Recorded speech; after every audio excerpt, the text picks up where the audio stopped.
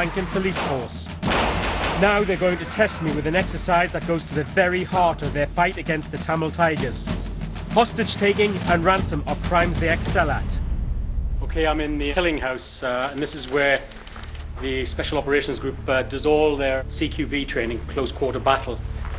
As you can see, some of the targets are on a counterbalance, and it's a moving target. Now, when you see a movie, guys in a room shooting and it can be deadly accurate, it's not always like that. As soon as you get a moving target, you have to train pretty well and be sharp on your weapon skills to stick it around into the head as that's moving.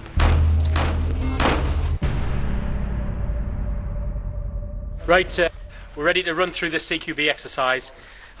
This is live now. We're going to have an explosive entry around the corner where the other team is going to enter the stronghold. Go!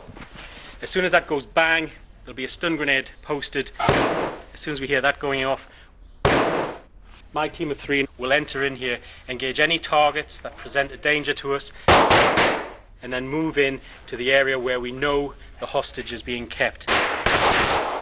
The moment before the off is the most tense, and the use of high explosive only ups the ante. Never underestimate how disorientating a major bang can be. It gives you a fraction of a second to capitalise on the element of surprise.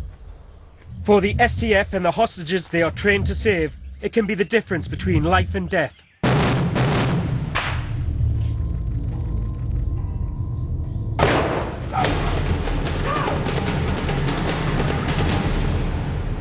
We storm the building in 2 team formations. The top room is secured within seconds as we take out the defensive position.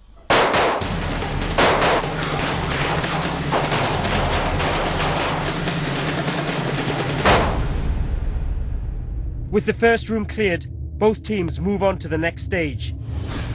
The Chief Superintendent leads the team that attack the rear of the room. They're using pistols instead of rifles to provide secondary weapon cover.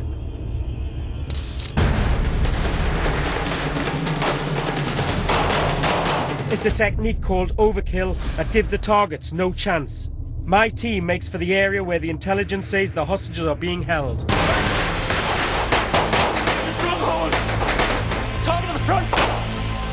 Anybody guarding the hostages must be taken down before the captives can be dragged to safety. Clear room! Go! Room clear! At the same time, the Chief Superintendent's units are sweeping through the rest of the rooms, eliminating any other resistance.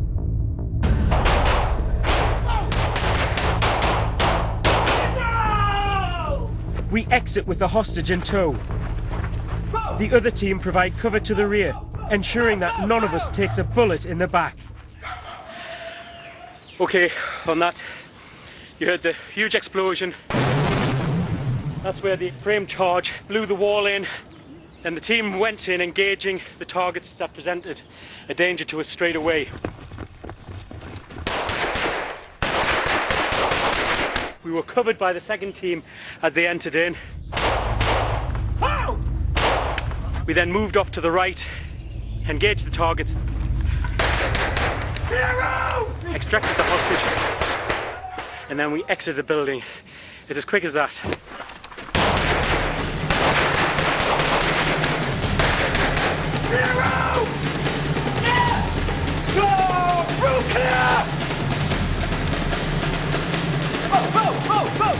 In real life, it happens even quicker. With the personal dangers faced by every police officer fresh in my mind, a call comes in from a police station 10 miles south of our base camp. Suspected Tamil Tigers have been spotted in a paddy field. We head off in convoy towards the location. A team of 20 officers have been assembled. We've just had training interrupted. I've been asked to join this group. There's been a possible sighting of a Tamil terrorist very close by, so they've dispatched our patrol now to see if we can locate them and make an arrest. Hemmed in by paddy fields on all sides, this is prime Tamil territory. Yeah, we're moving through an area that seems to have a lot of paddy fields. The old house here and there, and walking by. There's jungle all round.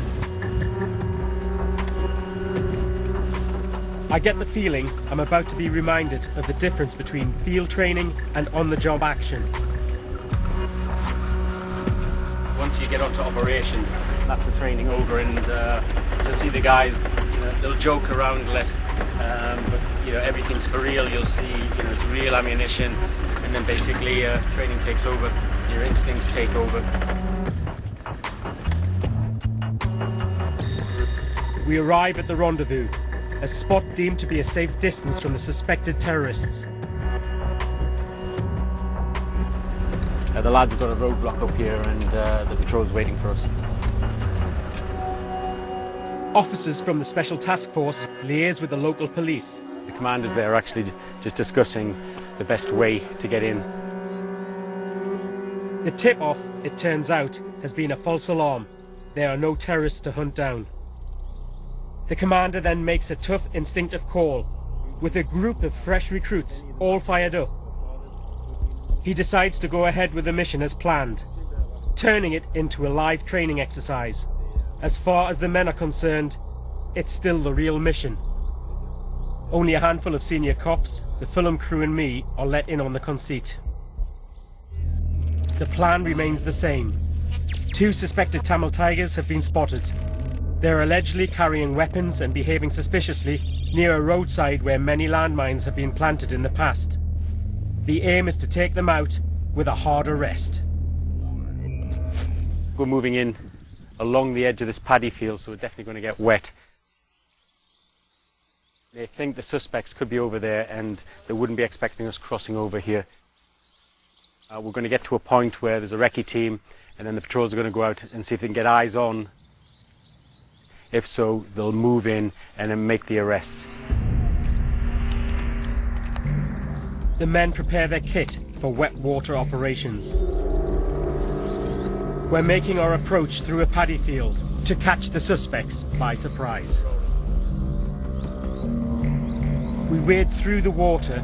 My feet are sinking deeper and deeper into the silt and sludge, and I keep a lookout for the deadly snakes that are commonplace in this region. You can just see how dense it is once you get in there, looking to the left and right. You can't really see anything. It's quite thick to move through. In a mangrove swamp, you're getting caught into the roots and everything else, and they're horrendous. Even though now I know it's just a drill, the intensity of this situation takes over. You can see how difficult it would be to operate for some time in this environment. It's excellent cover though, and we're well away from the road. And nobody can see us, so we can make an approach onto target without being seen. As we wade up to our chests, the tension in the patrol cranks up. The scrub is suddenly thinning out, and we're in danger of being exposed.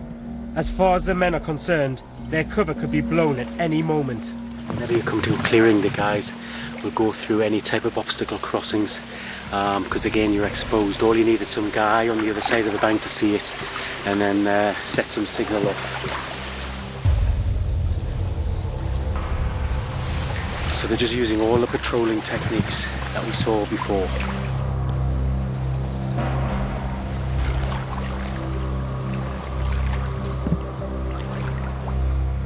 All we have on our side is our camouflaged uniforms. With this camouflage and the way the guys are, they'll blend in. This disruptive patterning is very, very good. But you can see how deep this flooding is. It's hard going, but the denser the foliage, the better we are covered, with less risk of us being spotted.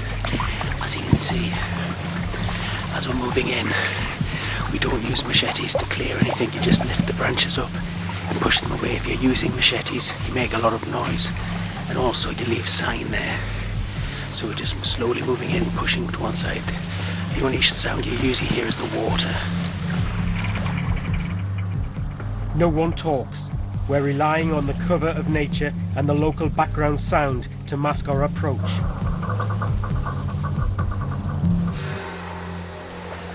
This broken cover now, I can hear the road on the top of the side there. There's been a few vehicles, but there's nobody around. There's been no shouting, so it looks like we haven't been compromised at the moment.